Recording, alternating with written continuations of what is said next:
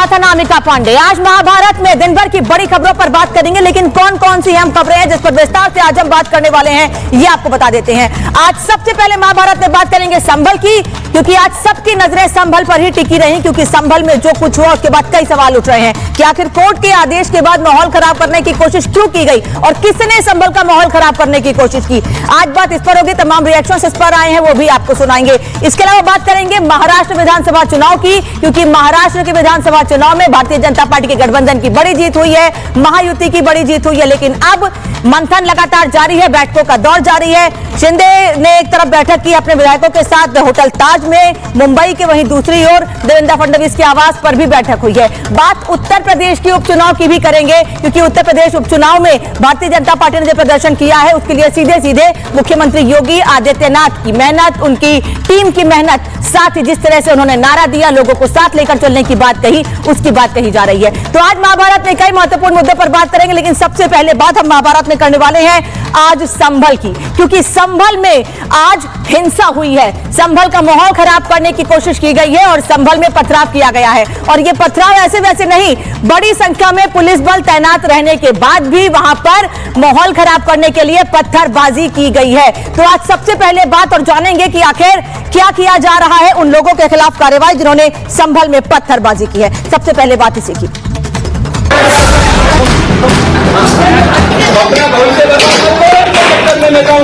जो भी दंगाई हैं उन पर कठोर कार्रवाई की जाएगी और किसी को भी बख्शा नहीं जाएगा।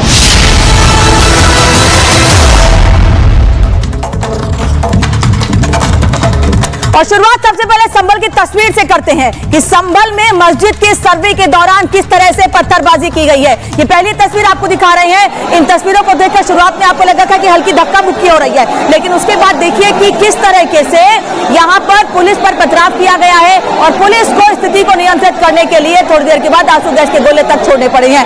वहां पर तो गोलियों के छर्रे भी मिले। ये कहा जा रहा है कि पत्थरबाजी के साथ साथ फायरिंग करने की भी बात सामने आ रही है, और इस दौरान ये जानकारी मिल रही है कई लोगों को गिरफ्तार भी कर लिया गया है और उनके खिलाफ एनएसए लगाने की तैयारी की जा रही है। तो ये दूसरी तस्वीर आपको दिखा देते हैं। एक तरफ मस्जिद में सर्वे के दौरान पथराव किया गया है, दूसरी तस्वीर देखिए कि कैसे पुलिस बल यहाँ बड़ी संख्या में तैनात है, उसके बाद भी दूसरी तरफ से लगातार पुलिस को टारगेट करके पत्थर किए जा रहे हैं, पत्थरबाजी की जा रही है। पुलिस को टारगेट करके सर्वे के दौरान एक के बाद एक पत्थर फेंके गए और पत्थर इतने ज्यादा थे कि पूरी सड़क पत्थर से ही पट गई है।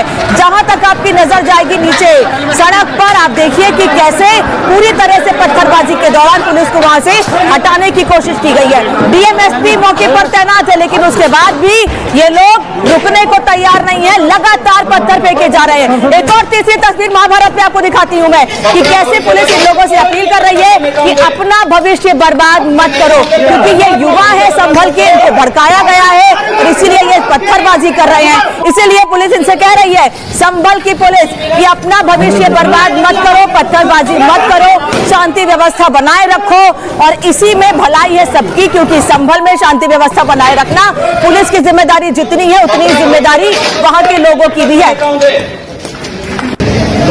अपना भविष्य बर्बाद मत करो, इनके चक्कर में नेताओं अपने नेताओं के चक्कर में अपना भविष्य बर्बाद मत करो।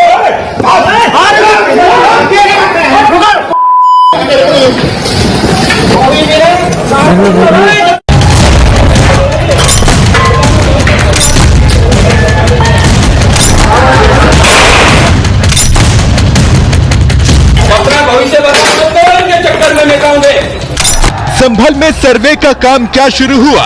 घर घर से दंगाई बाहर निकल आए और संभल को सुलगाने के काम में जुट गए।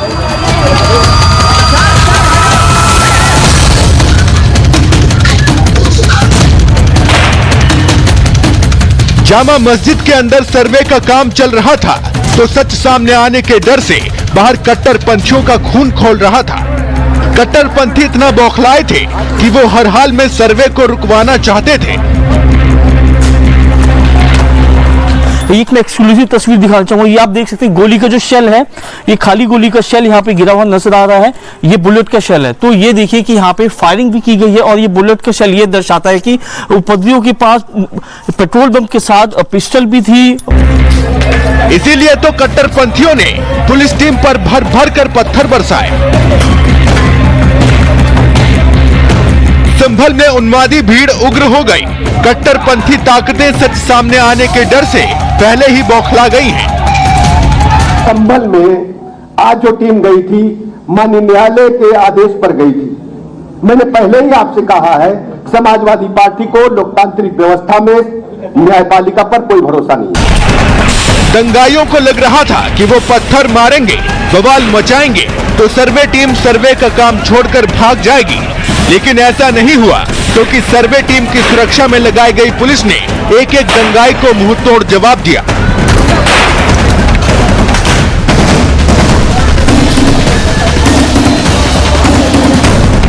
सर्वे का काम रुकता न देख संभल के दंगाई तो इतना भड़क गए कि अब उन्होंने आगजनी तक शुरू कर दी। दंगाइयों ने कई जगह आग लगा दी। संभल के दीपसराय इलाके में मौजूद हैं। तस्वीरों के माध्यम से मैं दिखाना चाहूंगा, देख सकते हैं पूरी सड़क पे जो पत्थर हैं वो यहाँ पर बिखरे हुए नजर आ रहे हैं, क्योंकि सुबह के समय नई जामा मस्जिद में सर्वे की टीम पहुंची थी। उसी दौरान कुछ उपद्रवियों ने यहाँ पर इस पूरे इलाके में और इसके साथ जो दूसरा इलाका लगता है वहां पे पथराव शुरू कर दिया था। ये आप देख सकते हैं पूरा हिंदूपुरा खेड़ा इलाका है और इसी पूरी सड़क पे आपको पूरी रोड पे पत्थर बिखरे हुए नजर आ रहे होंगे। पूरा संभल दंगाइयों की नफरती आग में जल रहा है, लेकिन सर्वे का काम जारी रहा और सर्वे टीम ने भारी बवाल के बीच सर्वे का काम भी पूरा कर लिया। सर्वे टीम ने मस्जिद के अंदर जाकर एक एक सबूत जुटाए, जिससे दूध का दूध और पानी का पानी हो सके और पता चल सके कि कट्टरपंथी जिस मस्जिद के सर्वे से इतना डरे हैं वो असल में जामा मस्जिद है या फिर श्री हरिहर मंदिर। यहाँ आपको ये जानना भी जरूरी है कि संभल की जामा मस्जिद में सर्वे कोर्ट के आदेश पर हो रहा है, लेकिन कट्टरपंथी ना तो कोर्ट को मानते हैं और ना ही कानून व्यवस्था पर उन्हें भरोसा है। संभल में तनाव चरम पर है।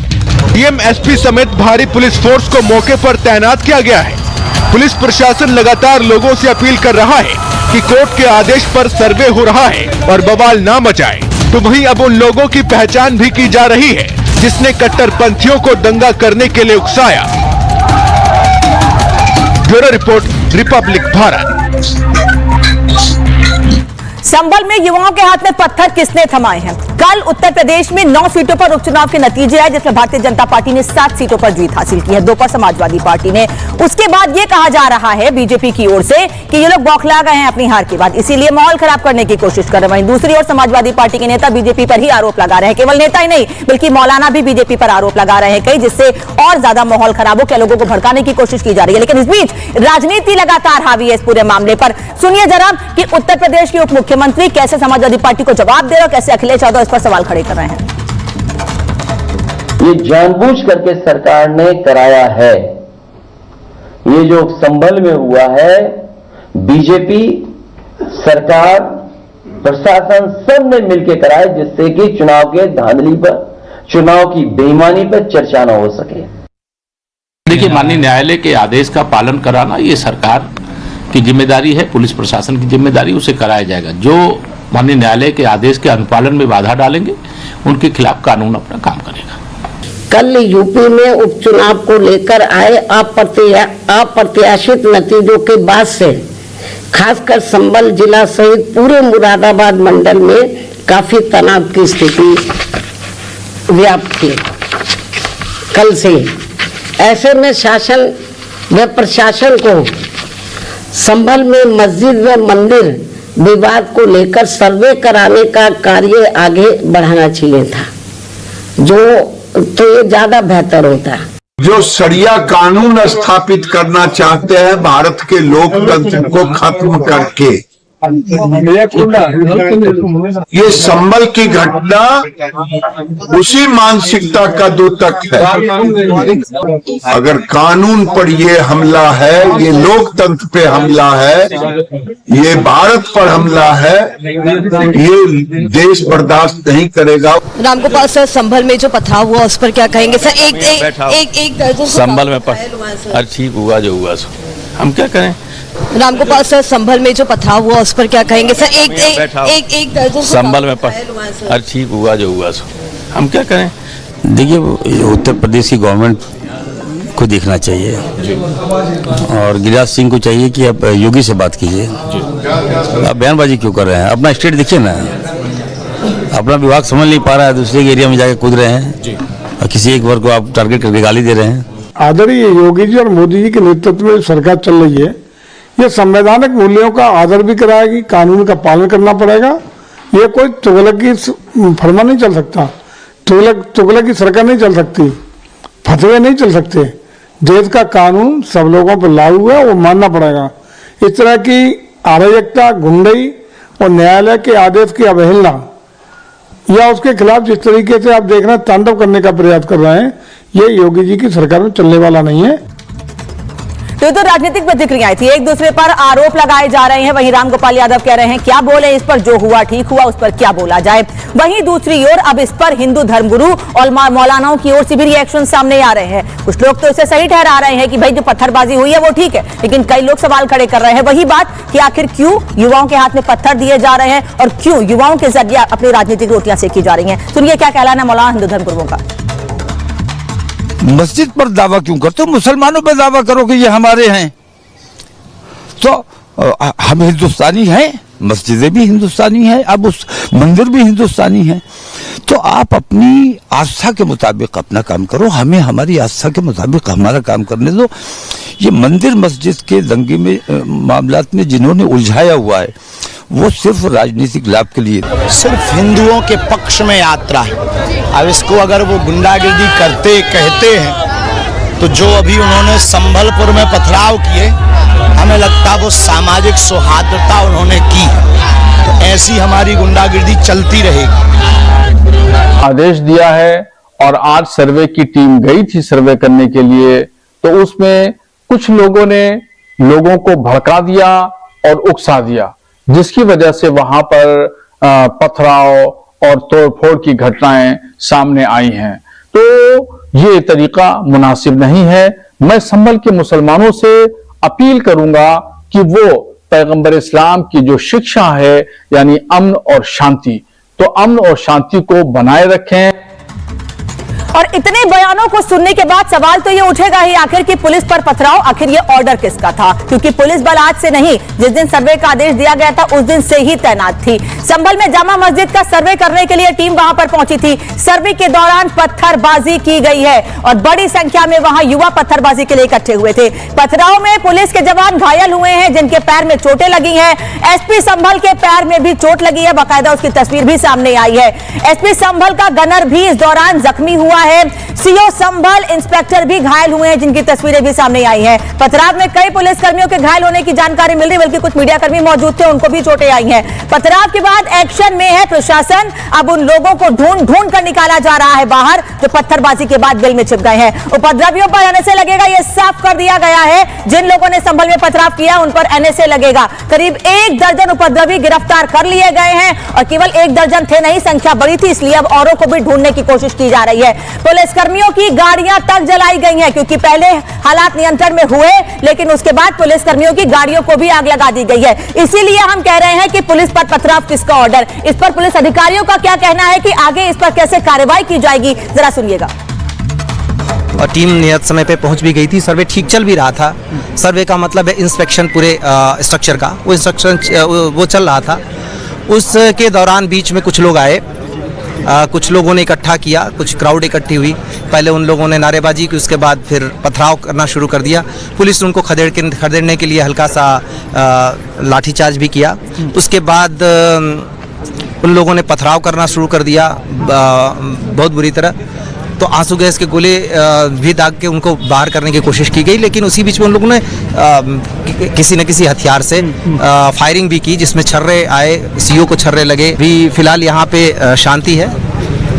जो लोग इसमें शामिल थे, जिन लोगों को डिटेन किया जा सका, यहाँ से भी और वहाँ से भी डिटेन किया गया है और आगे की उनसे पूछताछ की जा रही है, उसके बाद की कार्रवाई की जाएगी। इन सब लोगों को हम आइडेंटिफाई कर रहे हैं। हम लोग इंश्योर करेंगे कि उन सब लोग जो उन्होंने इस कुत्सित प्रयास को किया है, अराजकता फैलाने का प्रयास किया है, पुलिस वालों पे पत्थरबाजी एवं फायरिंग की है, उन सब लोगों को हिरासत में लिया जाएगा, गिरफ्तार किया जाएगा, उन सब लोगों के ऊपर एनएसए की कार्रवाई भी की जाएगी। कितनी गाड़ियों को सर अभी आपके हवाले? आपके सामने देख सकते हैं आप, ये सब गाड़ियां हैं जो पुलिस के सब इंस्पेक्टर वगैरह लोग जो ड्यूटी करने आए थे, उन्होंने जामा मस्जिद के परिसर के पास में रोकी थी, उन्होंने उन सब गाड़ी।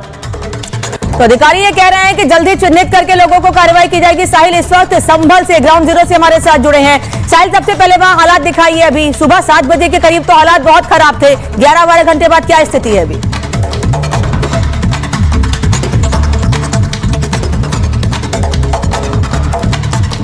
साहिल, आवाज पहुंच रही है आप तक मेरी?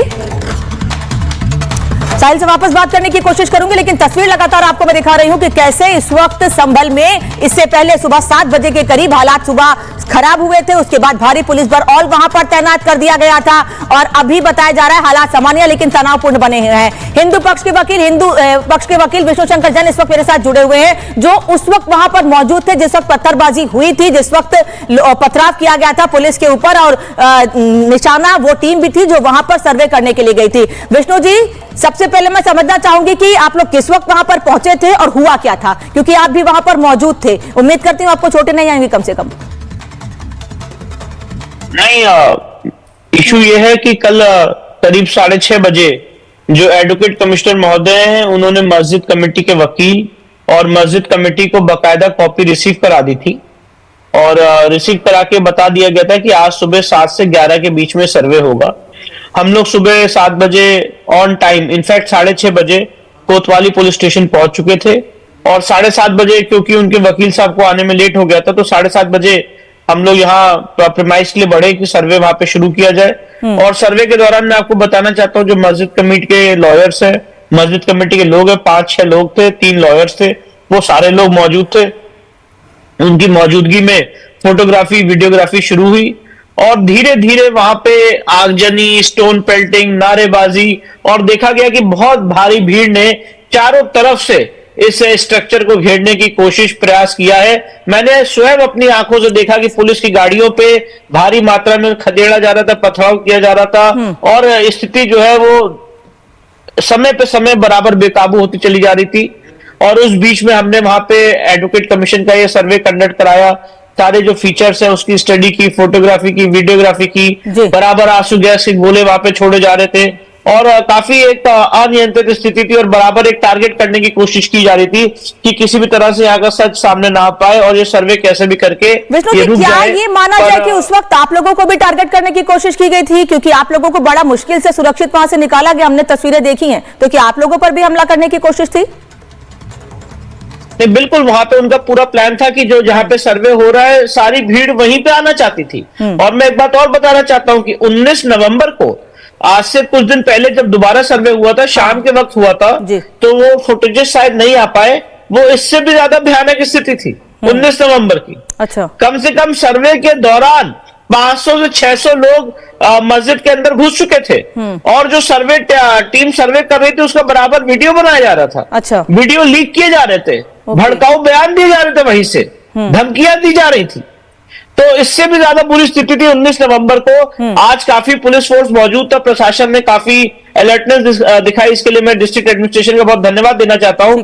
पर मैं बताना चाहता हूं कि बहुत बड़ी कॉन्स्पिरेसी है जो आज की घटना हुई है। इसके लिए जो वहां के लोकल पॉलिटिशियंस अपने आप को मानते हैं, मैं ऐसे लोगों को पॉलिटिशियंस नहीं मानता हूं, ये बहुत हद तक जिम्मेदार है। उन्होंने लोगों को भड़काया, उन्होंने लोगों को मिस इन्फॉर्मेशन दी कि मस्जिद कमेटी को कोई इन्फॉर्मेशन नहीं दी गई, उनको कुछ बताया नहीं गया, जो सब रिकॉर्ड के अगेंस्ट है और हमारी मस्जिद खतरे में, ये सारी भड़काऊ बातें की गई। और मैं एक बात और कहना चाहता हूं, इसके ये जितने पत्थर आप देख रही हैं, ये कोई भी पत्थर आधे घंटे में 1 घंटे में इकट्ठा नहीं होता, पहले से तैयारी थी। इसकी प्रॉपर प्लानिंग करके ये सारे पत्थर इकट्ठा करके और जो गाड़ियों को आग लगाई गई है, कितनी गाड़ियां जलाई गई है, कितने मीडिया कर्मियों को चोटें लगी, घायल हुए, कितने पुलिस कर्मियों को चोटें लगी, घायल हुए, तो बहुत बुरी स्थिति है वहां। ठीक है विष्णु जी, बने रहिए मेरे साथ, मैं वापस आपसे बात करूंगी, लेकिन इस बीच एक बड़ी खबर बता दूं और सहयोगी साहिल भी इस वक्त संभल में ग्राउंड जीरो पर मौजूद है। उत्तर प्रदेश के संभल में हुए बवाल में अब तक 3 लोगों की मौत हो चुकी है।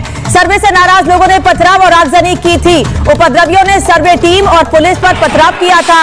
पथराव में 20 पुलिसकर्मी घायल हुए हैं। एक की हालत गंभीर बताई जा रही है। 2 महिला सहित 15 लोग हिरासत में लिए गए हैं, मंडलायुक्त का यह कहना है। जबकि पथराव हिंसा में शामिल लोगों पर एक्शन होगा, यह भी कहा जा रहा है पुलिस की ओर से। उकसाने के बाद प्लानिंग से हिंसा की गई है, मंडलायुक्त ये दावा कर रहे हैं। वो ये भी कह रहे हैं कि पूरे इलाके में भारी पुलिस फोर्स तैनात है, मंडलायुक्त का यह दावा है। और अभी भी पुलिस फोर्स तैनात होने के बाद भी हालात तनावपूर्ण बने हुए हैं। साहिल, क्या तस्वीरें अभी स्थिति अभी सामान्य दिख रही है, लेकिन तनाव कम नहीं हुआ है। जी बिल्कुल, इस पूरे इलाके में माहौल शांतिपूर्ण बना हुआ, लेकिन अभी भी कहीं ना कहीं लोगों के दिलों में डर बना है कि दोबारा से ऐसी स्थिति पैदा न हो जाए जिसके बाद कहीं ना कहीं फिर से उपद्रवी जो है वो पथराव शुरू कर दे। इसी जगह पे हम मौजूद है, जामा मस्जिद के पिछले हिस्सा है, इसी जगह से जो बवाल था वो शुरू हुआ था। उपद्रवियों ने पुलिस टीम पे जो था वो पथराव शुरू किया। इसके अलावा जो पुलिस टीम की जो है गाड़ियां प्राइवेट खड़ी थी, उस गाड़ी को आग के हवाले कर दिया। इसके अलावा जो इस पूरे इलाके में सीसीटीवी कैमरे लगे थे उनको भी तोड़ा गया, जिससे उनकी जो फुटेज है वो कहीं कि रिकॉर्ड ना हो पाए। लेकिन अब पुलिस का मानना है कि पूरे अब इलाके में जिन लोगों की पहचान की जा चुकी है उनकी गिरफ्तारी के लिए कई टीमों का गठन किया जा चुका है और धरपकड़ के लिए जो अलग अलग जगह पर पुलिस टीम जो दबिश भी दे रही है, क्योंकि जिन 15 लोगों को डिटेन किया गया है उनसे कई सारे जो सवाल है वो किए जा रहे हैं, जिससे इनके अन्य साथियों के बारे में जानकारी जुटाई जा सके। फिलहाल स्थिति यह है कि शांतिपूर्ण बना हुआ है, लेकिन संभल के पूरे एरिया में जो है भारतीय न्याय संहिता के तहत धारा 163 लागू की जा चुकी है, यानी कि एक जगह पे 4 से ज्यादा लोग जो है वो एकत्रित नहीं हो सकते। ज्यादा लोग जो एक साथ एकत्रित रहेंगे तो उन पे कानूनी कार्रवाई की जाएगी। लेकिन आलम यह है कि पूरे इलाके में सन्नाटा पसरा हुआ है, कोई भी जो लोग हैं वो अपने घरों से बाहर नहीं निकल रहे हैं, क्योंकि एहतियातन तौर पे पुलिस को यहाँ पे डिप्लॉय किया गया है। यूपी पुलिस के अलावा सेंटर की फोर्स को यहाँ पे पूरे इलाके में डिप्लॉय किया गया है। लेकिन आने वाले 3 से 4 दिन जो है पुलिस की जो डिप्लॉयमेंट है संभल के पूरे इलाके में। और साहिल, क्योंकि अब सर्वे की रिपोर्ट तैयार करके 2 से 3 दिन में उससे भी सौंपना है, इसको लेकर हालात खराब ना हो उसको लेकर और ज्यादा तैयारी पुलिस की ओर से की जा रही है। भारी पुलिस फोर्स अभी भी मौके पर तैनात है। धन्यवाद आपका साहिल जानकारी के लिए। लेकिन इस बीच आपको एक और बड़ी खबर बता दें कि उत्तर प्रदेश के संभल हिंसा पर अखिलेश यादव की सियासत लगातार जारी है। अखिलेश यादव लगातार सियासत कर रहे हैं। संभल हिंसा पर अखिलेश यादव ने बड़ा बयान दिया है। वो ये कह रहे हैं कि आप लोग न्याय की उम्मीद नहीं छोड़े। अखिलेश यादव कह रहे हैं कि आप लोग न्याय की उम्मीद नहीं छोड़े, नाइंसाफी का हुक्म ज्यादा दिन नहीं चलता है, सरकार बदलेगी और न्याय का युग आएगा। समझिए, ये कोर्ट के आदेश के बाद सर्वे हो रहा है, उसके बाद अखिलेश यादव ये बात कह रहे हैं कि आप लोग सरकार बदलेगी और न्याय का युग आएगा, उम्मीद ना छोड़े, न्याय की उम्मीद ना छोड़े। किस पर सवाल खड़े कर रहे हैं अखिलेश यादव? क्योंकि वो ये कह रहे हैं कि आप लोग न्याय की उम्मीद नहीं छोड़े, सरकार बदलेगा और न्याय का युग आएगा।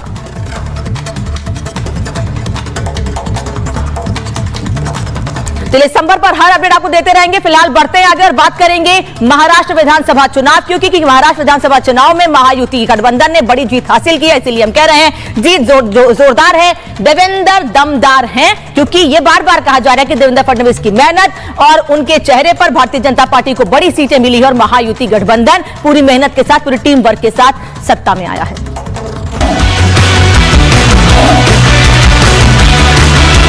मैं आधुनिक अभिमन्यु हूँ, चक्रव्यूह को भेदना जानता हूँ। हमने चक्रव्यूह को भेदा है, हमारी जो पूरी टीम है उस टीम ने इस विजय को लाया है।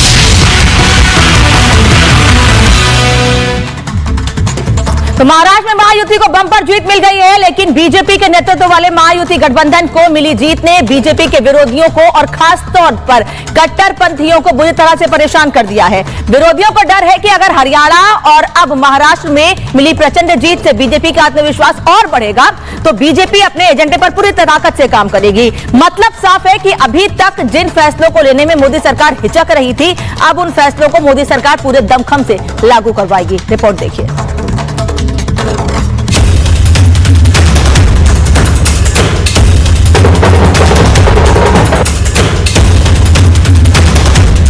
मोदी और सीएम योगी के नारों ने महाराष्ट्र की प्रचंड लहर में अपना अहम योगदान दिया, लेकिन महाराष्ट्र की जीत का महानायक बनकर कोई और उभरा है, तो वो है डिप्टी सीएम देवेंद्र फडणवीस। देवेंद्र फडणवीस ने महाराष्ट्र के सियासी चक्रव्यूह के हर दरवाजे को सिर्फ तोड़ा ही नहीं, बल्कि उसे चकनाचूर कर दिया। मैं आधुनिक अभिमन्यु हूँ, चक्रव्यूह को भेदना जानता हूँ। हमने चक्रव्यूह को भेदा है और ये कोई मैं पहले भी कह रहा हूँ, वापिस कह रहा हूँ, इस विजय में मेरा बहुत छोटा उसमें मैं समझता हूँ कि सहभाग है, कि ये हमारी जो पूरी टीम है, इस टीम ने इस विजय को लाया है। महाराष्ट्र चुनाव में आए अप्रत्याशित नतीजों ने कांग्रेस और महाविकास आघाड़ी की नींद उड़ा दी है। जिस तरह से महाराष्ट्र में महाविकास आघाड़ी केवल 49 सीटों पर सिमट कर रह गई, उससे कई नेताओं के तो राजनीतिक करियर पर ही सवाल उठ रहे हैं। इससे भी बढ़कर बीजेपी के विरोधी और कट्टरपंथी इसलिए भी परेशान हैं क्योंकि महाराष्ट्र चुनाव का असर अब देश की राजनीति पर भी पड़ेगा, और वो कैसे पड़ेगा वो भी हम आपको 5 पॉइंट में बता रहे हैं। पहला, वक्फ बिल समेत अन्य विधेयकों को मिले गिरफ्तार। माना जा रहा है कि महाराष्ट्र चुनाव में मिली जीत के बाद मोदी सरकार का आत्मविश्वास कहीं न कहीं बढ़ा होगा, जिसके बाद मोदी सरकार अब पूरे आत्मविश्वास के साथ वक्फ संशोधन विधेयक पर आगे बढ़ेगी और वक्फ बोर्ड की मनमानी को पूरा दमखम लगाकर रोकेगी। एक है तो सेफ है कि नारे के साथ हिंदू एकजुटता पर फोकस, क्योंकि महाराष्ट्र चुनाव में हिंदुत्व के नए संस्करण एक है तो सेफ है और बटेंगे तो कटेंगे नारे की भी अग्नि परीक्षा थी, जिसमें बीजेपी को जीत मिली है। ऐसे में माना जा रहा है कि बीजेपी अपने हिंदुत्व के कोर एजेंडे को आगे बढ़ाएगी और हिंदुओं को जातियों में बांटने वाले लोगों पर खुलकर प्रहार करेगी। बीजेपी का कांग्रेस पर सीधा दबदबा। जो बीजेपी लोकसभा चुनाव के बाद से दबाव में थी और कांग्रेस लगातार ये कह रही थी कि बीजेपी से लोगों का मोह भंग हो रहा है, वो कांग्रेस हरियाणा के बाद महाराष्ट्र में हुई सीधी लड़ाई में बीजेपी से चुनाव हार कर बैकफुट पर आ गई है और यह चुनाव जीतकर बीजेपी ने सिद्ध कर दिया है कि लोकसभा चुनाव में इंडी गठबंधन का तुक्का लगा था और बीजेपी के खिलाफ लोगों में कोई नाराजगी नहीं है। कांग्रेस के वर्चस्व में आई कमी। महाराष्ट्र में कांग्रेस के बुरे प्रदर्शन का असर ये भी पड़ा है कि कांग्रेस को ज्यादातर सीटों में मिली हार ने इंडिया गठबंधन में कांग्रेस का नेतृत्व कमजोर कर दिया है। इस हार के बाद कांग्रेस को इंडी गठबंधन के अंदर अपने ही सहयोगी दलों से चुनौती मिल सकती है, खासकर आम आदमी पार्टी जैसे दलों से जो दिल्ली में अगली बड़ी परीक्षा के लिए तैयार है। बीजेपी का दबदबा बरकरार। चुनाव प्रचार के दौरान विपक्ष आरोप लगा रहा था कि बीजेपी ने पूंजीपतियों को बढ़ावा दिया है और आम जनता की अनदेखी की है, लेकिन महाराष्ट्र के नतीजे ये साबित करते हैं कि इन आरोपों का मतदाताओं पर कोई असर नहीं पड़ा है और मोदी का जलवा बरकरार है। महाराष्ट्र विधानसभा चुनाव में महायुति ने ऐतिहासिक जीत दर्ज कर महाविकास आघाड़ी के मंसूबों पर पानी फेर दिया। महाराष्ट्र में बीजेपी सबसे बड़ी पार्टी बनकर उभरी तो वहीं विपक्ष के नेता की कुर्सी के लिए संकट खड़ा हो गया है। ऐसा इसलिए क्योंकि महाविकास आघाड़ी की एक भी पार्टी 29 तक का आंकड़ा तक पार नहीं कर सकी। Bureau report, Republic Bharat. तो महाराष्ट्र विधानसभा चुनाव के नतीजे क्या आए? अब विपक्ष की ओर से सवाल खड़े करना लाजमी था। झारखंड पर कोई कुछ नहीं बोल रहा है, लेकिन हाँ, जैसे ही महाराष्ट्र विधानसभा चुनाव के नतीजे आए हैं, महाराष्ट्र के विपक्ष के नेता लगातार नतीजों पर और ईवीएम पर सवाल खड़े करने लगे हैं। अब आपको बता देते हैं कि इस पर बयान किसके किसके और क्या क्या आए हैं। सबसे पहला बयान, नतीजे आते आते रुझान शुरू हुए थे, उसके तुरंत बाद संजय राउत का आता है, जो कि शिवसेना यूबीटी यानी उद्धव गुट के नेता, वो कह रहे हैं नतीजे गड़बड़ है, ये जनता का फैसला नहीं है, यानी ये भी ईवीएम पर सवाल खड़े कर रहे हैं। उसके बाद केसी वेणुगोपाल, जो कि महासचिव है कांग्रेस के, कह रहे हैं हम समझ नहीं पा रहे हैं कि आखिर हुआ क्या है, सदमे से निकल ही नहीं पा रहा है कांग्रेस के नेता। राष्ट्रीय दल भी कांग्रेस के ही नेता है, वो कह रहे हैं लोकतंत्र और भारत के लिए ये नुकसान है, लेकिन झारखंड में जो कुछ हुआ उस पर किसी के मुंह से कुछ नहीं निकल रहा है, क्योंकि झारखंड में इंडी गठबंधन को जीत मिली और बड़ी जीत मिली है। कांग्रेस के नेता मुमताज पटेल ये कह रही हैं जनता का ब्रेन वॉश किया गया है, वो जनता के ब्रेन वॉश तक की बात की जा कह रही है। वहीं अजय यादव कांग्रेस के नेता कह रहे हैं कि ईवीएम गलत है, यानी वो ईवीएम को ही दोषी ठहरा रहे हैं। और ये कोई कांग्रेस के पहले नेता नहीं है, कांग्रेस के कई नेता लगातार ईवीएम पर सवाल खड़े करते रहे हैं। उसमें सबसे पहला नाम राहुल गांधी का है, क्योंकि राहुल गांधी इसके पहले ईवीएम पर सवाल भी खड़े करते रहे हैं, साथ ही कई बार चुनाव नतीजों के लिए जनता को दोषी ठहराते रहे हैं। वही बता दें आपको कि इस वक्त मेरे दो सहयोगी मुंबई से अलग अलग जगहों से जुड़े हुए हैं, उनका रुख करते हैं और जान लेते हैं कि बैठकों का दौर लगातार जारी है, क्या मंथन हो रहा है, क्या बातचीत की जा रही है। प्रगति और कोमल इस वक्त साथ में जुड़े हैं। प्रगति, पहले आपके पास आऊंगी, आप कहां पर इस वक्त मौजूद हैं और जो बैठक हो रही है उसके बारे में अपडेट दें। कुछ निकल कर सामने आ पा रहा है कि बात किस चीज पर की जा रही है, कि कौन सा मंत्री कितने मंत्री किस पार्टी को दिए जाएंगे, इस पर कोई बातचीत हो रही है? बिल्कुल, कयासों का बाजार गर्म है अनामिका, कई कयास लगाए जा रहे हैं, लेकिन फिलहाल अभी क्या फैसला लिया जाएगा ये सामने नहीं आ पा रहा है, क्योंकि एक तरफ जहां एनसीपी की बात करें तो बैठक हो चुकी है, जहां एनसीपी के तमाम विनिंग कैंडिडेट्स और नेता मौजूद थे जिन्होंने अजीत पवार को अपना नेता चुन लिया। अब मैं आपको ये तस्वीरें दिखा देती हूँ। मैं मौजूद हूँ ताजलैंड एंड के सामने, जो कि होटल है बांद्रा में, जहां पर शिवसेना की बैठक होनी है। एक के बाद एक गाड़ियां यहां पर पहुंचती हुई दिखाई दे रही हैं। तमाम नेता शिवसेना के अंदर मौजूद हैं और मुख्यमंत्री एकनाथ शिंदे भी थोड़ी देर में यहां पहुंचने वाले हैं, जिसको लेकर तमाम तैयारियां की जा रही हैं। ये तस्वीरें आप देख रहे हैं बांद्रा पुलिस स्टेशन के जो बैरिकेड्स हैं यहां पर लगाए जा रहे हैं, जिससे कि कोई भी इसको पार ना कर पाए। सिक्योरिटी टाइट की जा रही है और अमूमन ऐसा होता है मुख्यमंत्री आने वाले होते हैं तो और भी ज्यादा सुरक्षा टाइट कर दी जाती है और थोड़ी देर का वक्त बताया जा रहा है जब मुख्यमंत्री यहां पर पहुंच जाएंगे और उससे पहले ये ताज के बाहर प्रगति मौजूद है, जहां पर शिंदे गुट के नेताओं की बैठक जारी है। जो विधायक जीते हैं उनसे बातचीत की जा रही है। कोमल का रुख कर लेती हूं। कोमल, मांग लगातार नतीजे सामने आने के बाद भी उठ रही है कि देवेंद्र फडणवीस को ही मुख्यमंत्री बनाया जाना चाहिए, क्योंकि उनके चेहरे पर उनकी मेहनत से बीजेपी को बड़ी सीटें मिली हैं और महायुति गठबंधन जिस तरह से आगे बढ़ा है, क्योंकि पिछले बार जैसे काम किया है उससे और मजबूती से काम करेंगे दावा किया गया था। और क्या कुछ हो रहा है बैठक में?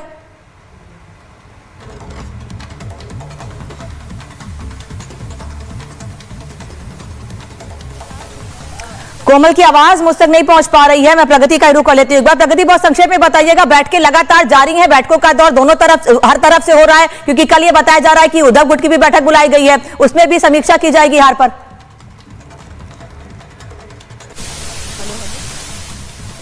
कल 12 बजे उद्धव गुट की भी बैठक बुलाई गई है, वहां तमाम नेता मौजूद रहेंगे। और एक और बात मैं आपको बता दूं, ये जो होटल आप देख रहे हैं, हालांकि स्पष्ट ऐसी जानकारी बात नहीं आ रही थी सामने, लेकिन ये वही होटल है जहां उद्धव गुट के नेताओं के लिए भी कमरे बुक किए गए थे। इस तरीके से जो पार्टी जो दल था वो आश्वस्त खुद को महसूस कर रहा था, इतना कॉन्फिडेंट था कि जीत उसकी होगी और इस वजह से इस होटल में कमरे तक बुक कर दिए गए थे।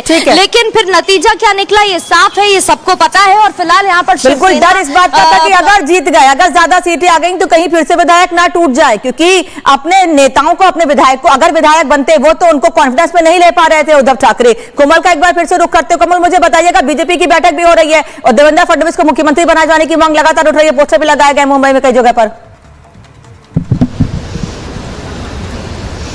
बिल्कुल, देखिए लगातार जब से ही महायुति की ये बम्पर जीत हुई है उसके बाद से अगर महाराष्ट्र में बात करें, मुंबई में बात करें तो लगातार बैठकों का दौर जारी है। लेकिन इस बीच बात करें तो देखिए सुबह अजीत पवार के जो गुट के थे उन्होंने बैठक की है, इसके साथ ही अभी शिंदे ग्रुप के लोगों की बैठक हो रही है। सीएम भी कुछ देर में पहुंचने वाले हैं। लेकिन भाजपा से बताए तो देखिए, चूंकि मैं भाजपा कार्यालय में हूं और यहाँ पे कल जो है बीजेपी दल की बैठक प्रस्तावित है, इसमें देवेंद्र फडणवीस भी हिस्सा लेते हुए नजर आएंगे। और इसके साथ ही देखिए कई अहम चर्चे हैं, कई अहम मुद्दे हैं जिस पर चर्चा होगी। साथ ही साथ अगर हम पोर्टफोलियो की बात करें तो पोर्टफोलियो को लेकर के बात हो सकती है। आखिर विधायक दल का नेता किसको चुना जाएगा उसे लेकर के यहाँ पे मंथन हो सकता है, क्योंकि लगातार देखिए अटकलों का बाजार तेज है। अगर हम तीनों ही पार्टियों पर बात करें, अगर अजीत पवार की बात करें तो उनके जितने सपोर्टर्स हैं, उनके जितने नवनिर्वाचित विधायक हैं, वो लगातार सपोर्ट जो है अपना अजीत पवार को दे रहे हैं। वही दूसरी तरफ अगर हम शिवसेना शिंदे ग्रुप की बात करें तो देखिए उनकी तरफ से पूरा सपोर्ट जो है वो एकनाथ शिंदे को मिलता हुआ नजर आ रहा है। लेकिन अगर बात करें तो देखिए सबसे ज्यादा जीत जो है, सबसे ज्यादा वोटिंग परसेंटेज जो है वो भाजपा को मिली है। नंबर्स की बात करें, आंकड़ों की बात करें, वोटिंग परसेंटेज बढ़ा है, इसीलिए मांग भी बढ़ रही है कि देवेंद्र फडणवीस को ही मुख्यमंत्री बनाया जाना चाहिए। प्रगति और कोमल, आपका बहुत बहुत धन्यवाद इस तमाम जानकारी के लिए। हम आगे भी आपसे अपडेट लेंगे, लेकिन बढ़ते हैं अगर बात कर लेते हैं वक्फ बोर्ड पर, क्योंकि वक्फ बोर्ड पर जो नियम बनाए जाने हैं, जो बिल लाया जाना है, उसको लेकर यह कहा जा रहा है कि वक्फ बोर्ड की उल्टी गिनती शुरू हो गई है। और कल महाराष्ट्र के नतीजे आने के बाद प्रधानमंत्री नरेंद्र मोदी ने जो कुछ कहा बीजेपी दफ्तर में, उसके बाद साफ तौर पर उल्टी गिनती शुरू हो गई है।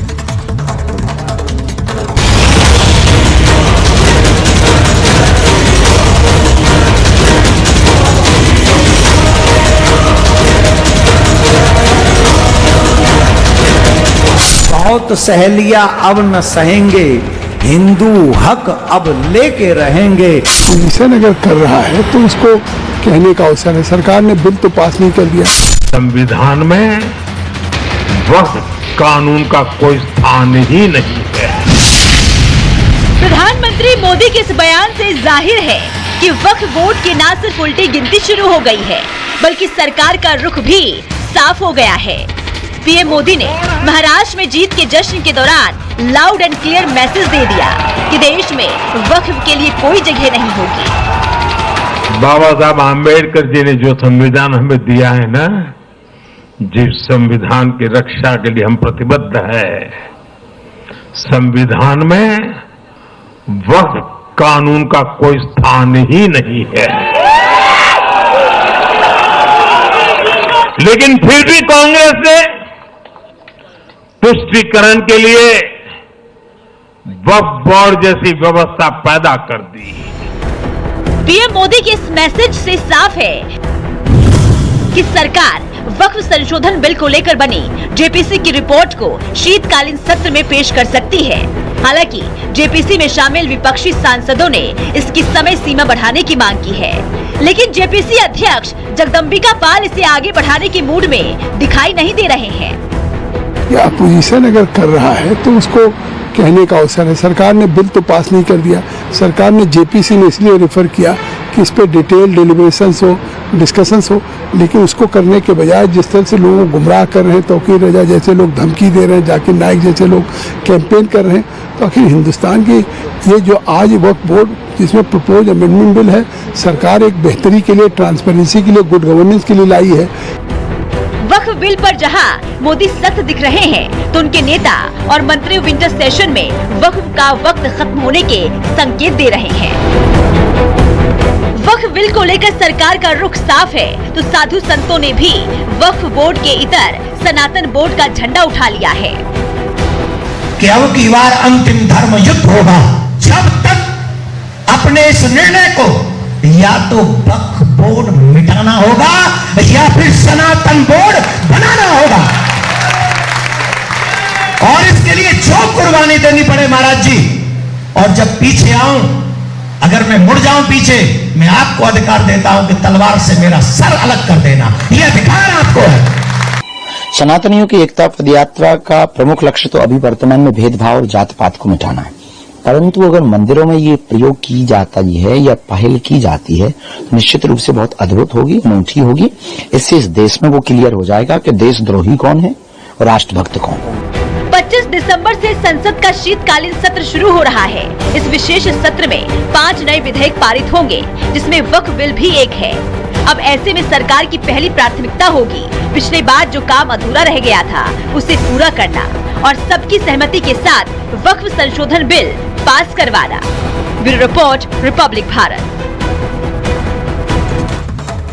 तो कल से संसद का शीतकालीन सत्र शुरू हो रहा है। एक तरफ सर्वदलीय बैठक बुलाई गई है, उस पर बातचीत हुई है और कहा जा रहा है सब कुछ ठीक रहा है, लेकिन वहीं दूसरी ओर सबकी नजरें वक्फ बिल पर भी टिकी हुई हैं और इसीलिए हम कह रहे हैं वक्फ बोर्ड पर घमासान मचा हुआ है, क्योंकि लगातार बयान सामने आए हैं। मौलाना तौकीर रजा ने कहा है कि मुस्लिम आउट ऑफ कंट्रोल हुए तो कोई रोक नहीं पाएगा, वो ये धमकी दे रहे हैं। दरअसल राजस्थान में एक मंच से उन्होंने ये बात कही थी। वहीं अरशद मदनी कह रहे हैं कि संपत्ति कब्जाने धर्म के आधार पर बांटने की कोशिश की जा रही है और अपने ऐसे बयानों से लोगों को भड़काने की कोशिश लगातार ऐसे मौलाना कर रहे हैं, जबकि कई लोग शांति बनाए रखने की अपील भी कर रहे हैं। वहीं महमूद मदनी कह रहे हैं, जो कि अध्यक्ष जमीयत उलेमा हिंद के, वो ये कह रहे हैं कि मुसलमानों को तबाह करने की सुनियोजित साजिश है। इसके अलावा एक सांसद हैं, जनप्रतिनिधि हैं असदुद्दीन ओवैसी, वो ये कह रहे हैं कि वक्फ संपत्ति हड़पने का टारगेट है और एकजुट हो मुस्लिम, जबकि वो खुद उस जेपीसी का हिस्सा है जो कि बनाई गई है विपक्ष की मांग पर सभी सांसदों को साथ में रखकर हर दल के। सरवर चिश्ती कह रहे हैं कि मुसलमान सबसे बड़े सूरमा है, इस्लाम में बुज़दिली हराम है और ऐसे बयानों से ये लोग लोगों को भड़काने की कोशिश कर रहे हैं। लेकिन वहीं दूसरी ओर शांति की अपील भी की जा रही है, क्योंकि अभी इस पर जेपीसी का गठन किया गया है, जेपीसी की बैठकें कई हुई हैं, हालांकि उसमें भी विपक्ष की ओर से हंगामा करने की कोशिश की गई है, लेकिन उसके बाद भी नतीजा क्या निकलेगा और ये उम्मीद है कि इस बार शीतकालीन सत्र में जो जेपीसी गठित की गई है, जिसके कई दौर की बैठक हुई है, बातचीत हुई है, वो रिपोर्ट अपने तैयार करेंगे, क्योंकि बातचीत की बात किसी सहमति पर तमाम सांसद पहुंचे जरूर होंगे। चलिए बढ़ते आगे और अब बात कर लेते हैं उत्तर प्रदेश के उपचुनाव की, क्योंकि उत्तर प्रदेश के विधानसभा के उपचुनाव हुए हैं, उसमें भारतीय जनता पार्टी को 7 सीटें मिली हैं, वहीं समाजवादी पार्टी 2 सीटों पर सिमट कर रह गई है। इसीलिए कहा जा रहा है कि मुख्यमंत्री योगी आदित्यनाथ, उन्होंने जो बातें कही हैं, जनता से जो दावे किए हैं, जो विकास उत्तर प्रदेश में हुआ है, ये उसी पर मुहर है और जो अपराध मुक्त उत्तर प्रदेश की बात कहते हैं, जनता का भरोसा उस पर बढ़ता जा रहा है, क्योंकि उत्तर प्रदेश अपराध मुक्त हो रहा है। लेकिन कैसे 7 सीटें जीती हैं भारतीय जनता पार्टी ने उत्तर प्रदेश में, इस रिपोर्ट में देखिए।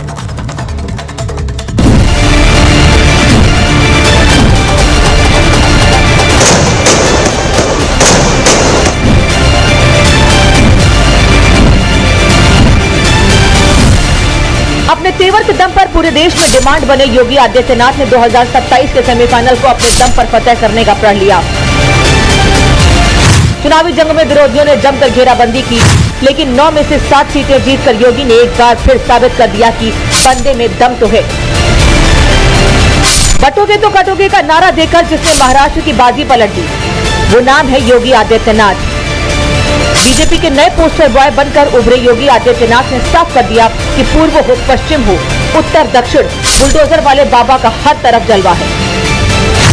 और उत्तर प्रदेश उपचुनाव के नतीजों से तो साफ हो गया है कि उत्तर प्रदेश में योगी मैजिक चल रहा है। योगी अपने दम पर चुनाव जिताने में सक्षम है।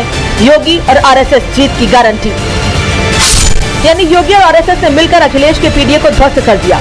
साथ ही 2027 का रास्ता भी साफ कर दिया है। उत्तर प्रदेश उपचुनाव में बीजेपी को 9 में से 7 सीटें मिली तो विपक्षी दलों ने एक बार फिर ईवीएम पर हार का ठीकरा फोड़ दिया, जिसकी शुरुआत समाजवादी पार्टी ने की। समाजवादी पार्टी के मुखिया अखिलेश यादव उपचुनाव में मिली हार के लिए अब 2 कारण बता रहे हैं। पहला ये कि सपा के वोटरों को वोट डालने से रोका गया और दूसरा ये कि ईवीएम से छेड़छाड़ की गई। अगर ईवीएम की कोई फॉरेंसिक जांच संभव हो, अगर ईवीएम की कोई फॉरेंसिक जांच संभव हो तो बटन दबाने के पैटर्न से ही पता चल जाएगा कि एक ही उंगली से कितनी बार बटन दबाया गया है। जो लोग बाहर थे उन्हें चिन्हित पहले ही कर लिया और उनके वोट भी इन्होंने डाल दिए। ये नए जमाने की इलेक्ट्रॉनिक बूथ कैप्चरिंग है। तो होगी पत्थरबाजी, पुलिस ऐसे कार्रवाई करेगी, बूथ लूटेगी अगर, तो आगे चल के लोग क्या करेंगे निराश होकर। बैलेट पेपर के जरिए चुनाव जीतने के लिए सत्ता का दुरुपयोग करके फर्जी वोट डाले जाते थे और अब तो ईवीएम के जरिए भी ये कार्य किया जा रहा है। इसलिए विपक्ष के दोहरे रवैये पर बीजेपी सवाल खड़े कर रही है और ईवीएम के हैक होने का दावा करने वालों पर तंज कस रही है। मीठा मीठा घट घट तीता तीता थू थू। जब ये झारखंड में जीत जाए तो बड़ा अच्छा, इनके फेवर में आ जाए तब ईवीएम ठीक है। अरे जनता ने नकार दिया। अब लगता है कि आज रात में श्री अखिलेश यादव जी को नींद तो नहीं आई होगी, करवट बदलते रहे अब गुमराह करने के लिए कि हम शपथ पत्र भरवाएंगे, शिकायत करेंगे। अरे भाई, जो शिकायत करना है तो आप तो चुनाव के दौरान भी करते रहे। आप तो सीसामऊ विधानसभा सीट का उपचुनाव रद्द करने की मांग करते रहे, जरा उसकी भी मांग दोहराओगे। जीतकर सीएम योगी ने दिखा दिया है कि उनका जलवा बरकरार है और 2027 में जब विधानसभा चुनाव का फाइनल होगा तो वो अपने विरोधियों को चारों खाने चित्त कर देंगे। Bureau report, Republic Bharat. तो एक तरफ उत्तर प्रदेश के विधानसभा उपचुनाव में कई मुद्दे छाए रहे, वहीं दूसरी ओर एक और ऐसी तस्वीर आ रही है पिछले 4 दिनों से जिसने सबका ध्यान खींचा हुआ है। हम बात कर रहे हैं बागेश्वर धाम के बाबा पंडित धीरेन्द्र शास्त्री की, जो हिंदू एकता रैली निकाल रहे हैं और बड़ी संख्या में जैसे जैसे रैली उनकी आगे बढ़ रही, यात्रा आगे बढ़ रही है, वैसे बड़ी संख्या में सनातनी उनसे जुड़ते जा रहे हैं। इस दौरान कई महत्वपूर्ण बातें उन्होंने कही है, सुनिए क्या कहना है उनका। इस वक्त हिंदू जोड़ो यात्रा चौथा दिन की शुरुआत जो है वो हो चुकी है। पंडित धीरेन्द्र कृष्ण शास्त्री अपनी सेना के साथ देवरिया की तरफ बढ़ रहे हैं, इस वक्त बात करने के लिए मौजूद हैं। चौथा दिन है, आपकी सेना पूरी तरीके से तैयार है, उत्साह भी है लोगों में, क्या कहना चाहेंगे? भारत के सनातनी जग रहे हैं, भारत के हिंदू एक नया आयाम लिख रहे हैं। धर्म विरोधी ताकतों के खिलाफ ये एकजुट हो रहे हैं। धर्म विरोधियों के लिए इन्होंने कमर कस ली है और इस देश की सबसे बड़ी बीमारी जात पात की बीमारी के लिए इन्होंने दवा निकाल ली है और वो है हिंदू एकता। भेदभाव से मिटने, भेदभाव को दूर करने की एकता, जात पात को मिटाने की एकता। और दिन भर की अहम खबरों के साथ महाभारत में इतना ही, लेकिन रिपब्लिक भारत पर खबरें लगातार जारी है। नमस्कार।